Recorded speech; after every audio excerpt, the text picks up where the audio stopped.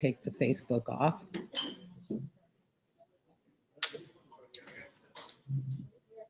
Hi, I'm Trish Triumpho Sullivan, and I'm the proprietor at Downtown Book and Sound. Let me take my mask off for a sec. And I'm here to welcome author Jafe Danbury, who is here to talk about his new book, Leaving Phoenix. And Leaving Phoenix is kind of an adventure, and it's a little bit about female empowerment too, which is really good stuff. So we're going to talk to Jafe right now. I'm going to get off the camera so that you can see his smiling face, and I'll introduce him. And we're doing a book signing event tonight at Downtown Book and Sound live in person, which is pretty exciting. This will be our actual, I think, not our first one since the pandemic hit, but it is, I think, the second one. So this is good stuff. So I'm going to move my face out of the way, and we're going to have Jafe Danbury sit in here. Flying in. There we go. Unmask that man. All right. Greetings, everybody. I am Jafe Danbury, and I appreciate any and all of you that are out there joining us. And I've just got to say, I cannot thank the wonderful proprietors of Downtown Book and Sound, Trish and Dan, just amazing people, so supportive of local authors like myself. And so thank you so much. So great to be here again. You are most welcome, and it's a pleasure to have you back. So I'm going to ask you a few questions. First of all, where are you from originally? Are you from California, or are you? I'm born and bred Bay Area boy. I was born in Stanford Hospital, lived in San Jose and Sunnyvale.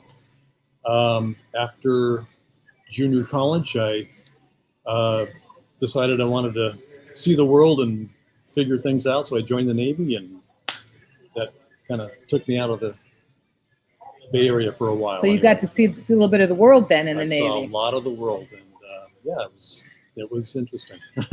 So what got you into writing? Like how did you get from being in the Navy to writing a book? It's been a very circuitous path for me. We might need to shut the front doors because I don't think they can hear. I came into writing only recently. My mother used to think that I would be a great writer. She told me so, and I was like, no, because I'm going to be a filmmaker. So I worked in Hollywood for 25 years in the entertainment business as a camera person and a director. So I've always had a very visual sense, and so writing kind of morphed from that. So. Oh wow! Well, that's interesting. So you definitely were already in a storytelling business. I was, and it's been a real shift as far as what my tools are, what my medium is, and so I'm enjoying it so far. Yeah. Well, that's so cool. So tell me about this book, Leaving Phoenix. Like what was the inspiration for that? This one just started kind of popping up in little snippets in my head. I'd wake up at 3 o'clock in the morning, and I'd envision this female character. I'd been wanting to. I think you mentioned female empowerment. I'm glad you did. That's what I wanted to do. It was very different from my first novel, which was largely autobiographical. But this one was totally a different process because it was totally from invention. Arizona is a favorite place of mine and ours, and I thought I would use that as a backdrop and then see what bad cards I could deal this character and have her work her way through it. And so I think I gave her a pretty bad hand, actually. Yeah, you did, and I was pleasantly surprised that this book, when I read it, was so different from your first one. Because in a way, sometimes when you have a very successful first novel, it's very hard to follow that up with another one that's just as good. Sure. Well, thank you. Yeah. And truth be told, I didn't think I had the second one in me. That I didn't plan on doing this didn't plan on doing this one. But people that had read the first one said, "What are you going to do next? You need to do another one." And I had a lot of life experience that I could draw from for the first one. This one just I had to really do some soul searching and some, see if I could come up with enough interesting aspects and characters to go with it. And I think I did. So. Oh yeah. Yeah. So, Absolutely. yeah. Well, you did, and it really shows that you've put a lot of thought into it and a lot of work into it. And it seems like it was pretty close on the heels of your first novel. It was. The Other Cheek, which I happen to have a copy of right here, came out 2 years ago this week. And one reason I really was hoping I could get today, October 1st, as an author event, not only for the First Friday thing, but it's also the first day of Domestic Violence Awareness Month, October, and so that's an important theme in the first book. So because that's really what the first book is all about, is domestic violence. It is, and with a little different twist than most people would think about. And you were a finalist in the Indie Book Awards, right? Yes, for that book in the category of best first novel. Yes, I got this nice medal in the mail, and it was kind of validating because as a first time author, is like, okay, absolutely, no one's going to read this dark thing. It's, it was a very good read. Well, I mean, even though the subject matter is difficult, it was very well written and had a good flow to it, and really, you're really rooting for the main character. You want to see this guy. A couple times I was afraid that maybe wouldn't make it. I know people said they just wanted to smack him like.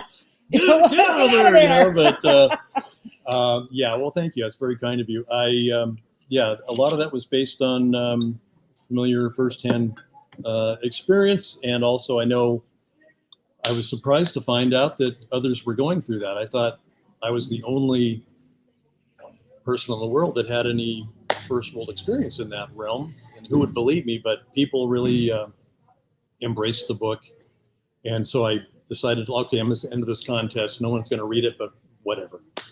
And then to have it, be considered for a best first novel, I was like, okay, maybe I will do a second one. And so. And here you are. Here I am. Yeah. That's fantastic. Yeah. So tell me, it looks like you have some stuff to give away tonight. So let's talk to the audience and say what was your plan you were going to give away a Hot Wheel car, and why a Roadrunner? Well, the Roadrunner was a car that I had seen before I was able to drive. You can hold one up. Sure. Yeah, I have these little guys.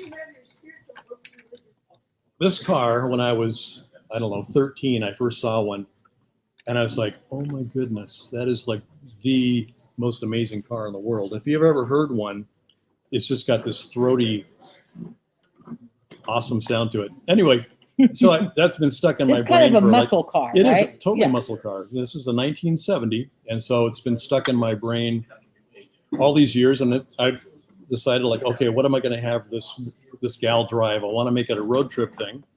I want to make it this odyssey of self-discovery and empowerment. So I'm going to put her on the road. I want to have Arizona be a backdrop. And I also, though, wanted to explore Monterey County, because that's another very special place to me. The Salinas Valley and all of the central coast of Pacific Grove and, Pebble and Carmel and every place in between. So that became my point A and my point B. And then I had to create a story to, kind of guide her there and make it dramatic. So anyway, I'm sorry, that was the long answer to your question. So I have these I don't really have a plan for these. I'm just going to probably find a couple of people that really, really would like one, and I'll find some kind of criteria that. So it'll work. It'll work, yeah. And I also have this bigger one. Ooh. I don't know yet if I'm going to give this one away. I brought it along as just a prop, but we'll see. We'll see. If you buy 10 books from Patricia, I will give you that copy.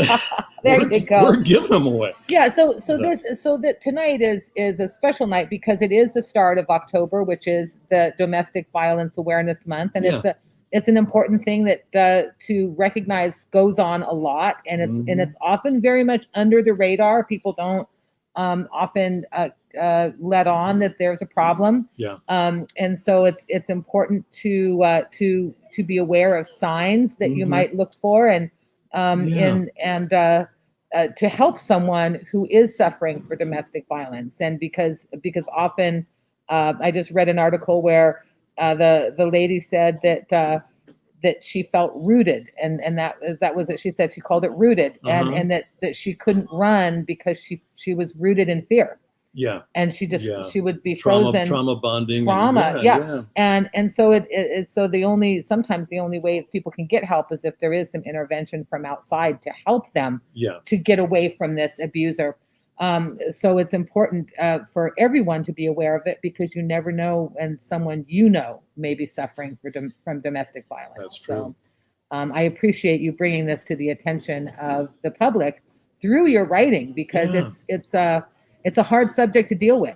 It is. And if you have any personal, if you have any skin in the game, I have some, admittedly. I also have friends and some other distant family that have since told me that they also either knew of somebody or personally were, had gone through that as well. So I wasn't ready for that.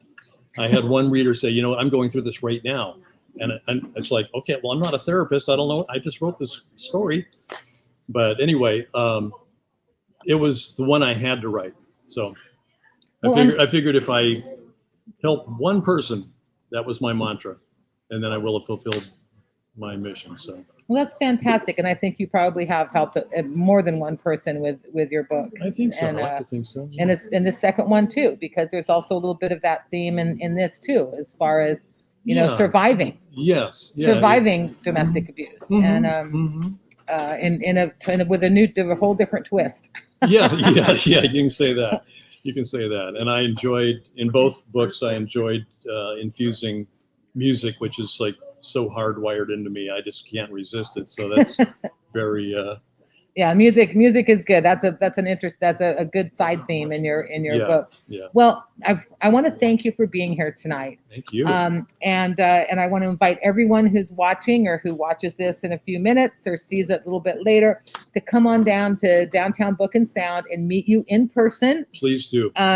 We've got bookmarks and books and a few little giveaway things that to entice you downtown. Yeah. And it is during the first Friday's Art Walk.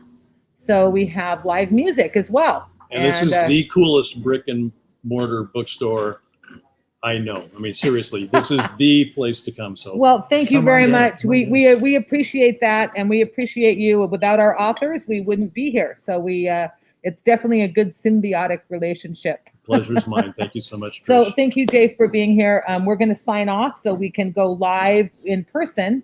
And I'll probably exit frame and you'll come in and do that. Is that the way it works? I will come in and say good night and Okay. welcome when they come in. All right. Hope to see you guys. So you guys, thanks for watching. I'm once again Trish Triumpho-Sullivan from Downtown Book and Sound, and inviting you to come downtown in person to 213 Main Street in downtown Salinas. Meet the author, Jafe Danbury, tonight.